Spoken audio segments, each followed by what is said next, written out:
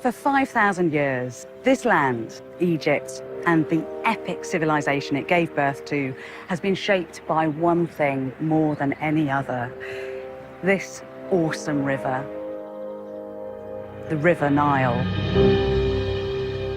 The Nile helped temples to rise, pharaohs to rule, and pyramids to be built. Without the Nile, there'd have been no ancient Egypt. So I'm making the historical journey of a lifetime. A 900-mile adventure along the Nile, across the whole of Egypt. I'll explore Egypt's greatest achievements. It is truly wonderful, isn't it? And find treasures hidden for thousands of years. Oh my God, that's a sheer drop down there. This is my chance to travel this fabulous land. Oh, lovely. And experience it as the ancient Egyptians did, from the River Nile. From pharaohs to slaves, from facts to fantasies. I want to explore firsthand and to understand how this river shaped one of the world's first and greatest civilizations. Join me as I uncover 5,000 years of history along the River Nile.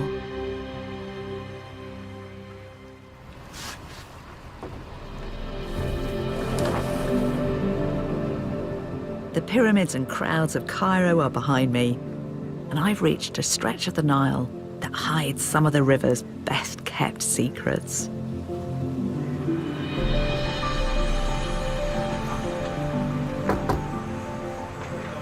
Hi, hello, how are you? You good? Did I get a cup of tea? We're now 100 miles into our journey upstream. Lovely, thank you, Shukran, that's fantastic. Thank you so much, see you later. The lives of the ancient Egyptians are always intriguing. But I was first drawn here by one of Egypt's superstars. There's one character who constantly fascinates me. It's Cleopatra, the Queen of Egypt, whose beauty and charisma was said to have brought the most powerful men on earth to their knees. And she used this river to captivate and control the ancient world. For the next 200 miles, I'll be exploring the Nile that Cleopatra herself loved. I'll enter the hidden chambers that inspired history's most celebrated archaeologist, brave the longest tomb in Egypt, and at Dendra come face to face with Cleopatra herself. My dahabeah boat is pretty gorgeous, but it doesn't come close to the luxury and excess of Cleopatra's own Nile processions 2,000 years ago. This is an artist's impression of one of the royal barges that sailed down the Nile. The barge was equipped with gold and ivory furnishings, with embroidered sails, even with gardens. What a sight it would have been. So you can just imagine Cleopatra standing on the brow of her deck, her auburn hair probably dyed with local henna, blowing in the wind, oiled with perfumed oils, queen of all she surveyed. Cleopatra came to the throne aged just 18. She was the last great pharaoh of ancient Egypt. By her reign, from 51 BC, Egypt had enjoyed a 2,000-year reputation as the land of ideas, inventions, and mystery.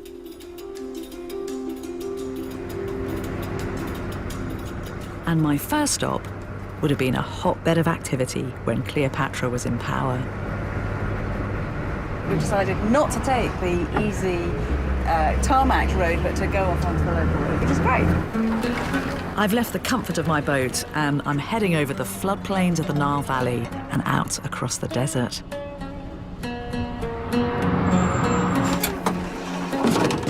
Oh my God, it's hot, very hot in there. This is Tuna El Gabel, one of Egypt's most intriguing ancient sites. I've enlisted the help of Saeed, who's faithfully guarded this place since he was a boy. It looks obviously deserted now. I mean, we've driven 2 hours across the desert to get here. But in its heyday, this place would have been absolutely humming with activity. That's right, isn't it, Sally? This was a big town. A big town, yes. Before, huge town with 2-storey buildings and a real destination place. And actually, at the time of Cleopatra, it was at its height. The old town has virtually vanished today, but the curious treasures of Tuna El Gabel are locked away and found deep below ground. So how far down does this go? About 15 meters. 15 metres? 15 meters. Gosh, so we're going deep into the bedrock here. We're entering a vast catacomb. Archaeologists haven't fully explored it yet, but these passageways are thought to extend for 4.5 miles. What an extraordinary place. So this is, it's like it's a sort of textbook necropolis. It's like a city of the dead down here. But this wasn't built as a resting place for humans. It was for animals. Oh my goodness, so there are bones all over the floor. So we've got to tread very, very, very carefully. Oh my God, and bats. Yeah. You could have warned me about the bats. No. Sorry, I just saw something moving and I wasn't sure what it was.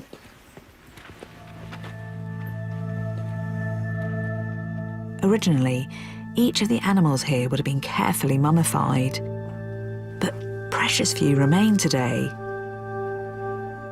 So what I'm about to see is quite amazing. If I can just get the gate open. Oh, that door hasn't been open for a while. I'm about to come face to face with one extraordinary creature that's rested here for around 2,300 years.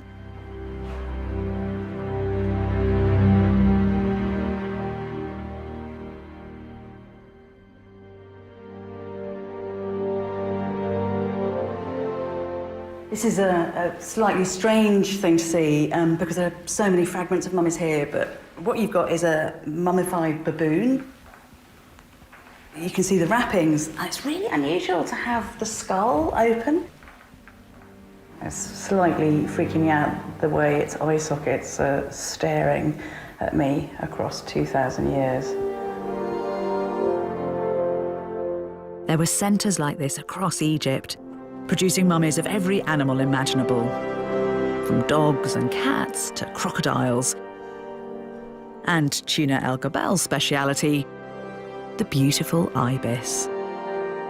This ancient Nile bird, like the baboon, was regarded as highly intelligent by the Egyptians. The perfect offering for Thoth, their god of wisdom and invention.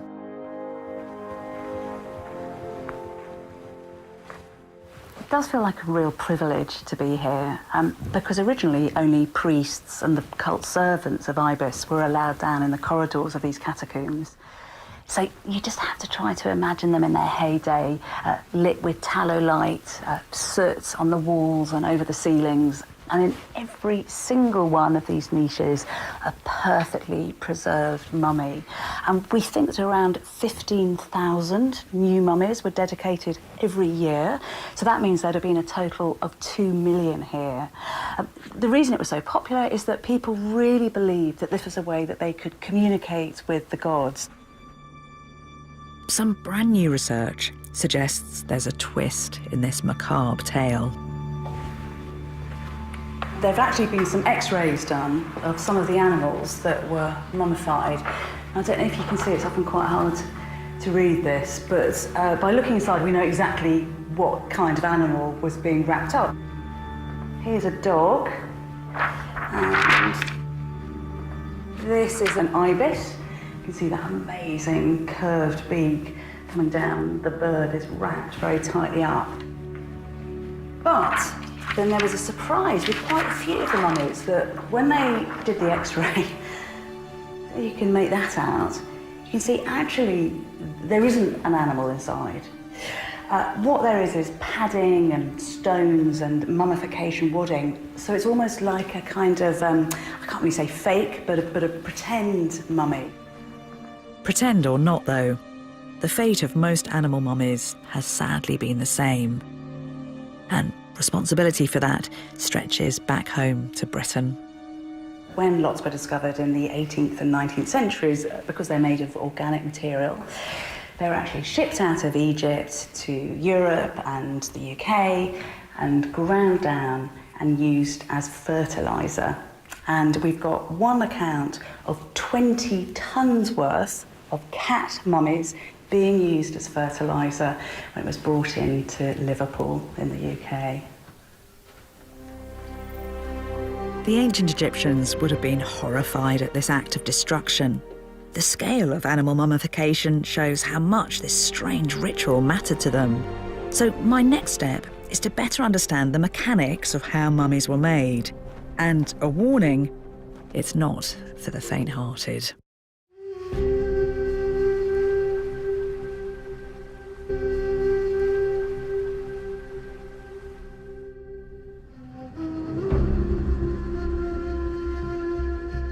On this stretch of my Nile journey, I've caught just a glimpse of the ancient Egyptian custom of mummifying animals. In November 2018, a remarkable discovery was made. Dozens of perfectly mummified cats, all laid to rest close to the pyramids of Saqqara. It's now thought 70 million animals may have been mummified in ancient Egypt. But how did the process actually work? It's something Professor Salima Ikram is actively investigating. Okay, Bettany, roll. I will, certainly, if I can bring that. Hold it, thank you so much. I should perhaps explain what we're doing here. Salima is an incredibly eminent Egyptologist, and this is her lab, and what she does here, I'm right in saying, is one of the things that you do is investigate the mummification of animals in particular. Is that a kind of fair summary? Absolutely. Salima and Egyptology student Hayley are finishing off a rather unusual experiment. When Hayley's pet cat very sadly passed away, she was keen that Salima and herself try to preserve her as the ancient Egyptians would have done. She was called Hatshepsut. She's adorable. Oh, she's absolutely lovely. A real Egyptian cat, that. There's no mistaking that. Yeah. So if we were putting our heads into the kind of minds of the ancient Egyptians, you're doing this because the soul of the creature is in its body. Mm-hmm. So this is a way of kind of preserving the life spirit. Yeah. Absolutely. Okay, so now I'm going to give you this, and you are going to... Mummification was totally mainstream for the ancient Egyptians, but it involves skills and techniques that have now been lost. So this experiment, I should point out, is not for the faint-hearted. I'm a great cat lover, also a vegetarian. Oh. So tiny bit squeamish around this kind of thing. 8 weeks ago, Hatshepsut's organs were removed, just as they would have been thousands of years ago, before the drying out process began. This looks like a pile of sand, and it's not. It's a very specialist material called natron, which is what the ancient Egyptians used in mummification. Mm-hmm. It's the main thing that they use to mummify, because it desiccates and it defats. It sort of sucks it all out. Well, parts of it are very dry and other parts aren't that dry. Now, we put in... Oh, yeah.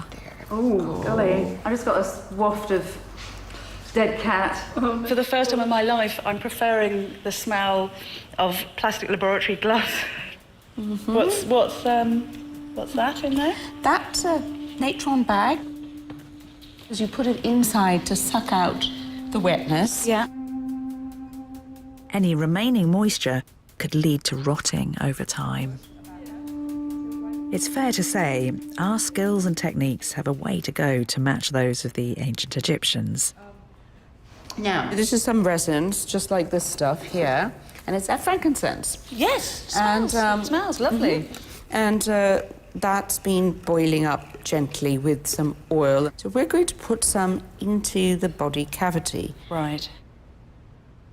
Resins like this had antibacterial properties, which could help preserve a body for thousands of years.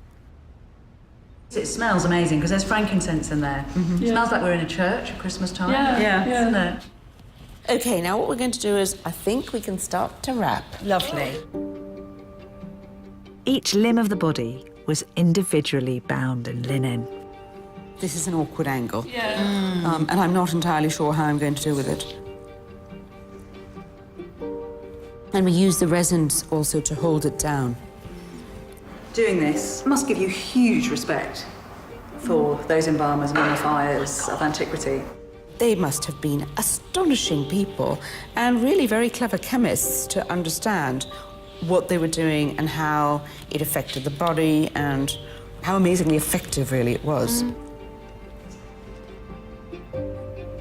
It's a lovely, if slightly curious thing. But as a fitting end to the day, Haley writes an epitaph in hieroglyphs. It simply reads, "Beautiful cat, Hatshepsut."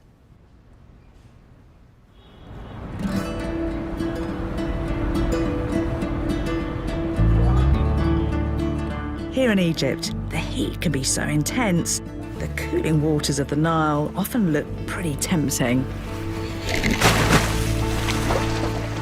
So today, the crew and I threw caution to the winds. Woohoo! Next! And decided to go for it. Thank you. Captain. Should I dive in?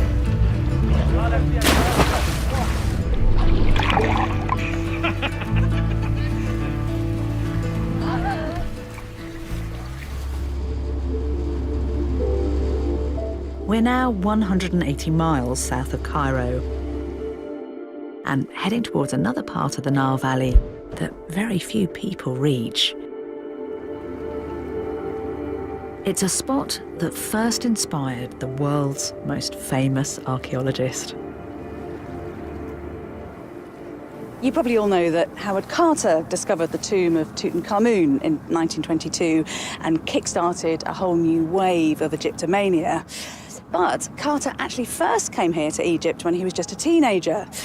He was invited here to do drawings of an archaeological dig that was taking place on the hills overlooking these banks of the Nile. Carter may be known as the Great Tomb Finder, but as a young lad growing up in rural Norfolk, he'd earned pocket money painting portraits of animals. And it was this skill that brought him here. 30 years before Carter captured the world's attention with Tutankhamun, his love affair with Egypt began at the cemetery of Beni Hassan. You might not have heard of Bettany Hassan, and actually hardly anybody comes here, but that is completely crazy because this place deserves to be a household name. In many ways, this is Egypt's best-kept secret. 200 feet above the east bank of the Nile, there are dozens of tombs here cut into the cliff face so that those buried within could spend eternity overlooking the sacred river.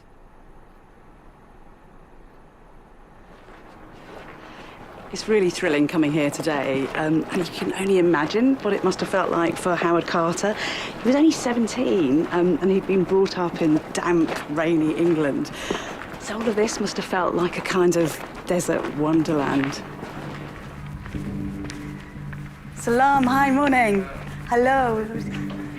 This is a tomb complex that belonged to, thank you very much, to a kind of high-class local official who was the equivalent of a mayor. Inside is some of the most awe-inspiring wall art found anywhere in Egypt.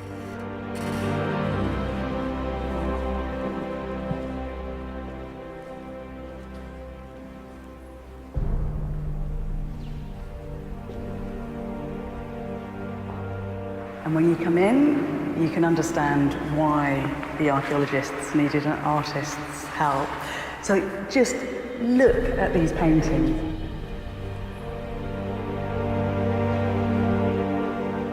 These are close on 4,000 years old, and those colours are completely true. The vivid paintings give us an invaluable insight into what everyday life was like. And, of course, the Nile is at the heart of it all. So you might just be able to see here, there's a poor guy who's fallen into the Nile and he's being rescued by his friends. This lovely chap here on his beautiful papyrus boat, he's a fisherman and he's spearing these massive fish. Here is a hippo. There were loads of hippos in the Nile 4,000 years ago, so that's quite right that there should be a hippo here. Everywhere you look, you can see there are images of the Nile and fish and water and people interacting with the life on the Nile. As a teenager in 1891, Howard Carter's job was to make perfect copies of these very images to show people back home the wonderful discoveries that were being made. I've got one of the watercolours that he did here. See if I can find it. So this is an African spoonbill. Somewhere up here there's birds, I think. Yeah, I think that's it, isn't it?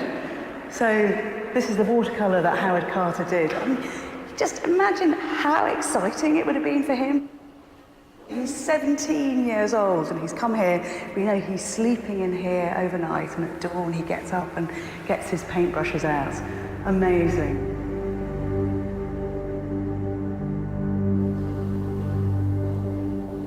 Carter spent one winter season here before travelling upstream to join a new team of archaeologists, where he was given his first real chance to dig. I really do love this place.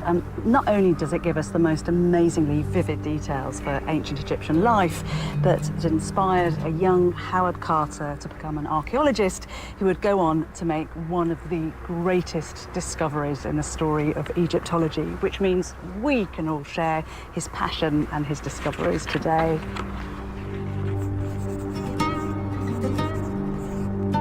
One of the thrills of Egypt for me is that new discoveries are constantly being made. And there's a really special one waiting just along the Nile from here.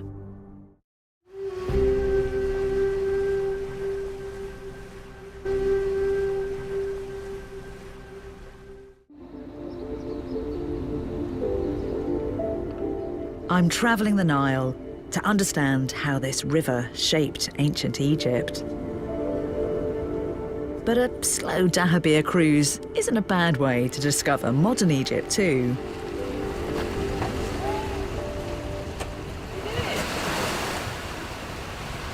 Well done, boys. Well done. So this happens a lot. You get kids and fishermen who try to hook onto the boat so that they can get a lift. And they're getting told off a bit by the sailors up on the top. Oh, they've been told to go. Just over 2,000 years ago, this river was Egypt's main highway. Travelling along it, you might have seen, or even smelt, the sensational ruler who made this river her own. One of the stories that we hear about Cleopatra is that she used to soak the sails of her barges in perfume so that people would smell her arriving before they saw her. One of the sources of Cleopatra's fabled scent was an icon of the ancient Nile Valley, the beautiful blue lotus flower. Ancient accounts tell us that the waters of the Nile were once thick with these flowers, whose potent properties were legendary across the known world. But sadly, this symbol of ancient Egypt is now almost extinct. 10 miles into the desert, though, there are rumours of a revival.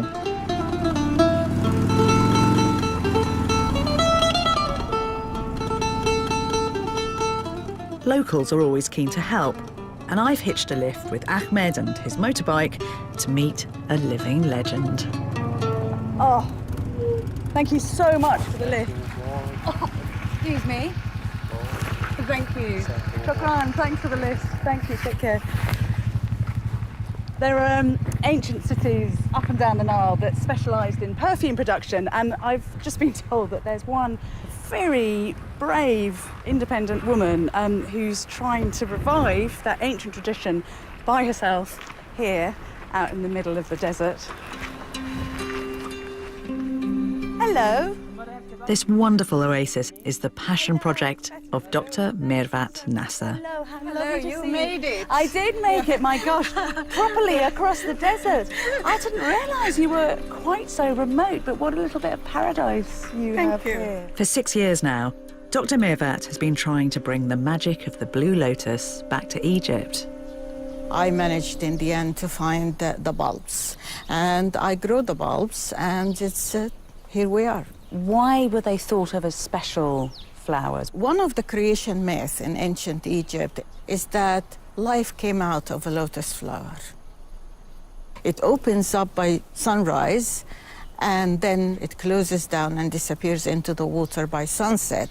So the following day, there is another flower coming out. So this kind of continuous cycle of renewal, of rebirth, of resurrection, I think that was what is symbolic. 1,300 years before Cleopatra, thousands of these petals were even found in Tutankhamun's tomb. But today, you've got to come a long way just to find a few. If you don't cut it, it will actually disappear into the water and will not come back again. The Blue Lotus was said to smell like the god Ra's sweat. An interesting claim I can now test for myself. Shukran. How Shukran, amazing. Yada. How Shukran. amazing to be given a freshly picked blue lotus. Oh, that is truly beautiful. It's very subtle. Very subtle, but you feel like you want to kind of draw it into your whole body. I wasn't expecting that. That's amazing. And the colour, I can see now where they say it's like having the sun in the centre of a flower. But is there more to the Blue Lotus than just beauty and a wonderful smell? I think it's also had an effect on the mood, so it made people feel happier. Recent studies have claimed that the flower has hallucinogenic properties. The ancient Egyptians also observed this and used the lotus as the original party drug.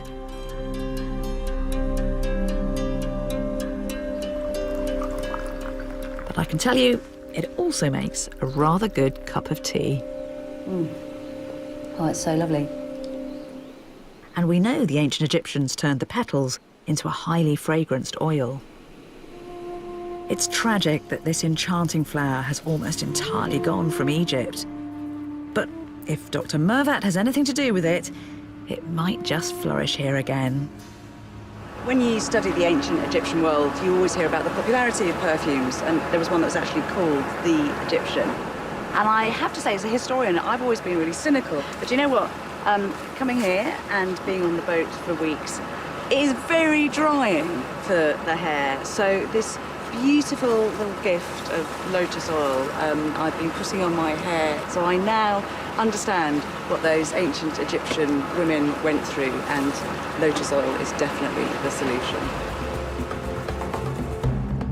We're now 300 miles upstream from Cairo and on our way to one of the most sacred sites in the whole of Egypt. I'm leaving the crew to a hearty Egyptian breakfast, while I make the short journey inland to the ancient city of Abydos.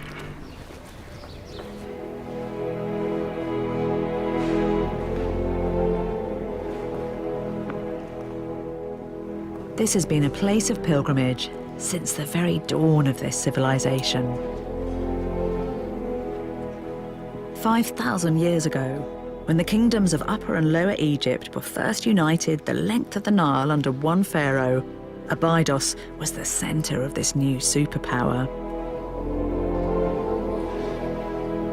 I've come to this temple to see a wonder that gives incredible insight to the Egyptian world.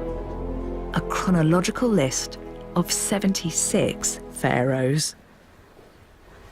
Apart from being exquisitely beautiful, parts of the temple are like a giant history book laid out. And that's what you've got here on the wall. This thing is called the King's List. And what it's supposed to be is a list of all the rulers of Egypt right from the very beginning. So the very first king that we have listed here is a kind of mythical pharaoh called Nama, and that's his cartouche at the top.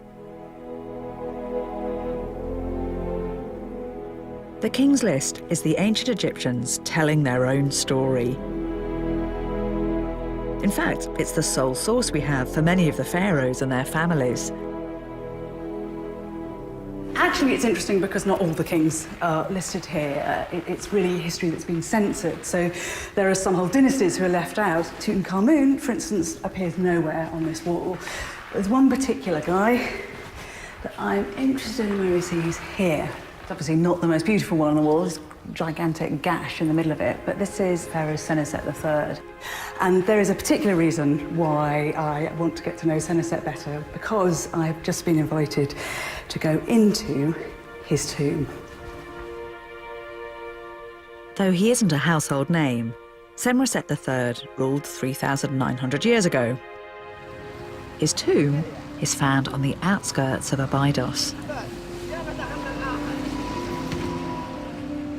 The archaeologist who's agreed to take me there has unearthed some of the most majestic sites in Egypt. Hi, hello, yeah, good, nice to see you. Thank you so much. His name is Yasser Rezik. Yeah, amazing. It's very exciting. Very exciting. Yeah. Oh my God, is it Ahmed? Hello. Welcome. Hello. Welcome back. Oh, Welcome lovely back to again. see you. Me too, thank you. Welcome back. We were together here 5 years ago. Really? Yes. What a beautiful day. A new tomb, an old friend. Ahmed, how are your family? Is it everybody well? Is it good? What we do, I have four women and I have 15 children. 15? Yes. Is it true? Oh, it's too early in the morning. Now we are almost arrived to the tomb. Okay. Senusret's tomb is hidden under this 700-foot mountain, and until recently was buried beneath 50 feet of sand. I think it would be better if you wear a boot or something. Yes, yeah, no, I brought my boots. What are the conditions like inside? It's very hot, totally hot inside the tomb, and it's slippery in some places and totally dangerous, the tomb, yeah. Totally dangerous. Totally dangerous. This tomb is closed for the public, so this is a special visit for you. Thank you. Well, thank you, as long as you stay close. Okay. Thank you, Shukran. A long time since anybody's been in here. Senusret's astonishing burial place is entirely underground. It stretches for 800 feet, making it Egypt's longest tomb. As long as it's easier to get out than to get in. Hey! Thank you, man. Well done. I like the fact that these tombs were built to defeat all robbers, and they're still managing to defeat us today. What's your step? I will. So is it really, really hot down there? Yeah. Okay. It's very hot inside I there. think I might leave my scarf. And if we get lost, they'll know there's somebody down there. That's yours. Exactly. It's our sign. One modern staircase is all we get before the bare stone and the dark takes over. I'm so glad we've got this torch. Did I tell you the only thing I don't like are small, dark spaces? That's the only thing that freaks me out. Is that safe? Yeah, it's safe, but don't... Yeah. Don't pull it too hard. Oxygen levels start to plummet. The temperature reaches unbearable levels. And with 90% humidity, we're quickly drenched in sweat. This is where the heat's starting as well. Starting, yeah, but take care of your head. I will, thank you. Yeah. Think of this. Before Senusret, pharaohs had been laid to rest beneath enormous pyramids. And now we are under the mountain. But this hidden tomb revolutionized the way that rulers would be buried for centuries to come. I mean, it's amazing, isn't it? It's so hot for us just walking down. Imagine what it would have been like for those workers digging it. And they're using just stone tools, presumably. What you get? I will. After the tomb builders came the tomb raiders. searching for the treasures buried here with the pharaoh. Do you think how many workers do you think there would have been? Just hold on. Okay. Okay, because there is a shaft here. But Samoset had some tricks up his sleeve. That's a sheer drop down there, isn't it?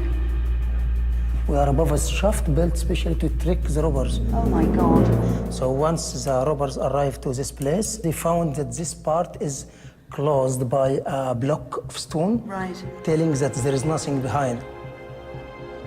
But the robbers continued their desperate search, hacking their own passageways down through the solid rock. They've put these steps into the rocks, the robbers, have they? Small stuff here. Yeah. And after years, with many dying in the attempt, they finally found Samoset. 600 feet from the entrance, at last, we reached the heart of the hidden tomb. Yeah, this is the sarcophagus of Senusert III himself. So this is the actual sarcophagus, is This is it? the actual sarcophagus of the king, yeah. And it is made of 2 pieces of granite. One is the lid, and this one is the body of the sarcophagus. It's been robbed, this, hasn't it? Yeah, it's being robbed, and it's not in its place. No. Originally, it was in the burial chamber, and the robbers, they drag it until here.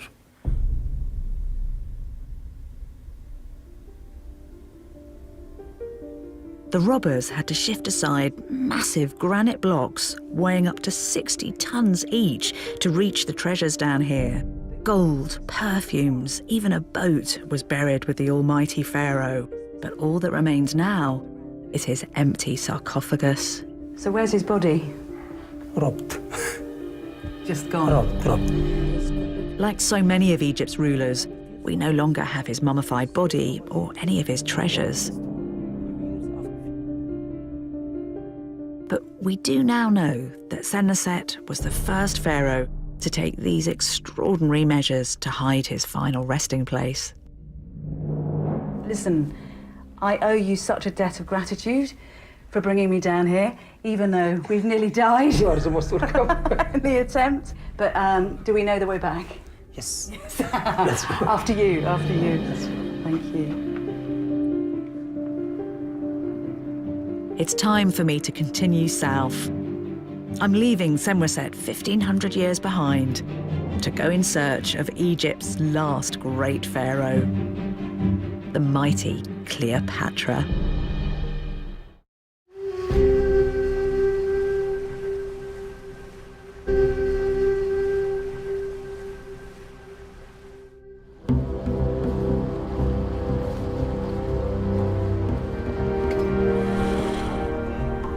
People have sailed this river for thousands of years, but none with more pomp and ceremony than the pharaohs. Hello, Captain. Are we okay with this boat? All good, Madame Bettany. Oh, good. I trust you. And of all the pharaohs who sailed the Nile, the most famous was Cleopatra. Just 4 years into her reign, Cleopatra led a massive military maneuver on this river. A fleet of 400 ships with her new lover, the Roman general Julius Caesar, in tow. In fact, she was probably pregnant with Caesar's child at the time. When we think of Cleopatra, we make a real mistake just to imagine her as a beautiful face. This was a woman who was a philosopher and a mathematician. She spoke a huge number of languages. Cleopatra was, in every way, a force to be reckoned with. But in this land she once ruled, the evidence of this all-powerful woman has been overshadowed by the myths that have grown up around her. The Romans, Shakespeare, and of course Hollywood have all styled her a manipulative femme fatale. And that's why my last destination on this leg of my journey matters so much to me. Dendera is a chance to discover the real Cleopatra. This temple complex was built by Cleopatra's family, and it was actually started by her great-grandfather. It's dedicated to Hathor, the goddess of love and beauty and motherhood. Built 2,500 years after the Great Pyramid of Giza, it's a place that boasts of Cleopatra's power and the brilliance of Egyptian ideas. The entire complex stretched over 40,000 square meters. And it's here, on the temple's wall, that you get a unique glimpse of ancient Egypt's last truly great pharaoh. We know that this is Cleopatra because she's got her name written in hieroglyphs in that cartouche. This is the only named portrait that we have of her. This wall is singing out a message of power. Cleopatra is a natural mother. That's her son, Caesarion, in front of her. She's a mother goddess. She's got the horns of Hathor on her head, and she is the mother of the nation of Egypt.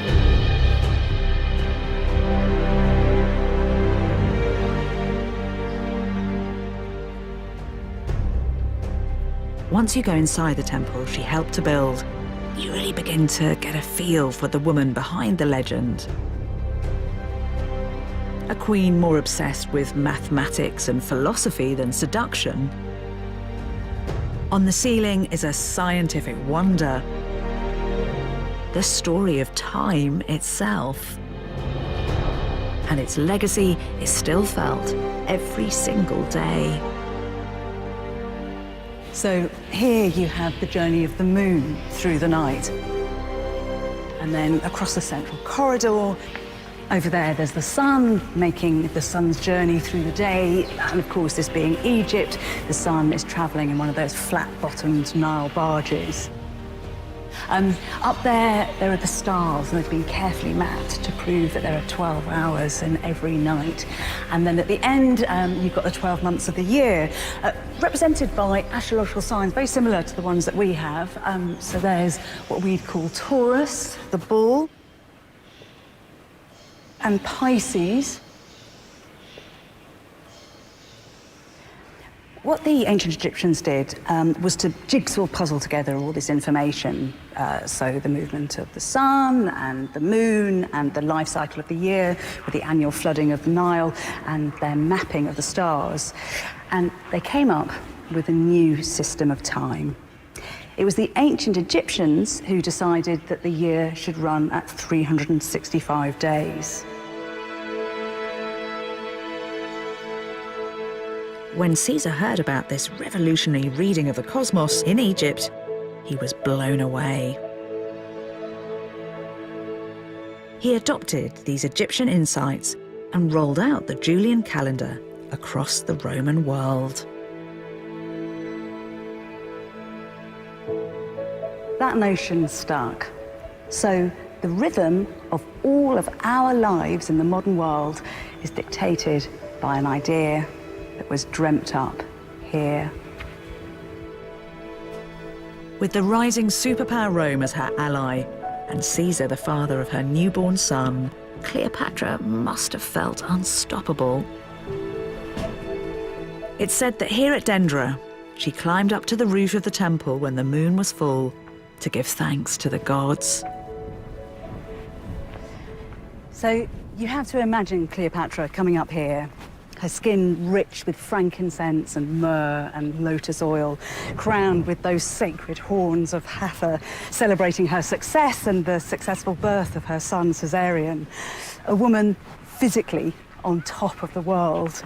And it is such a privilege to think that I'm standing here where Cleopatra once stood. But within just 3 years, Julius Caesar would be assassinated and Cleopatra would be mired in the politics of Rome. She died here, eventually by her own hand, in the land that she loved, the last great pharaoh of Egypt.